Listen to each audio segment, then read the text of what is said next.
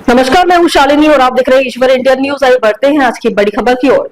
संसद में दिए आश्वासनों को पूरा करना हमारी जिम्मेदारी, किरण रिजिजू बोले। अगर ऐसा नहीं हुआ तो संसदीय कार्य मंत्री किरण रिजिजू ने सोमवार को राज्यसभा को आश्वासन दिया कि सरकार संसद के दोनों सदनों में मंत्रियों द्वारा किए गए सभी आश्वासनों को गंभीरता से लेती है, क्योंकि ये लोकतंत्र के लिए महत्वपूर्ण है।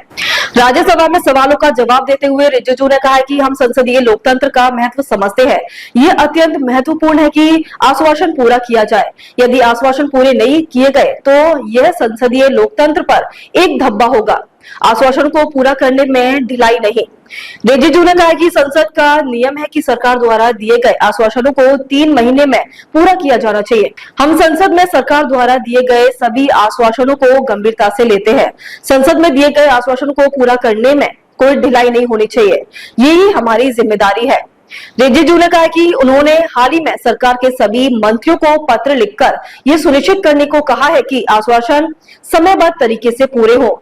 सांसदों द्वारा लिखे गए पत्रों के जवाब भी 1 महीने के भीतर दिए जाने चाहिए। जयराम रमेश ने दिया सुझाव। संसदीय कार्य राज्य मंत्री एल मुरुगन ने सदन को बताया कि 99% आश्वासनों को क्रियान्वयन किया जा चुका है। डिजिटल प्लेटफॉर्म ऑनलाइन आश्वासन निगरानी प्रणाली का उद्देश्य यह सुनिश्चित करना है कि संसद में मंत्रियों द्वारा दिए गए आश्वासनों पर नजर रखी जाए, निगरानी की जाए और उन्हें पूरा किया जाए।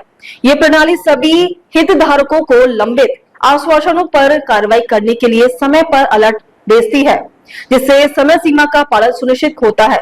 इस बीच कांग्रेस नेता जयराम रमेश ने कहा कि प्रश्नकाल के दौरान एक सदस्य को केवल एक ही पूरक प्रश्न पूछना चाहिए। इस समय राज्यसभा के सभापति जगदीप धनखड़ ने कहा कि वह इस पहलू पर गौर करेंगे। अब तक के लिए बस इतना ही। फिर होगी आपसे मुलाकात। तब तक के लिए नमस्कार और देखते रहिए ईश्वर इंडिया न्यूज।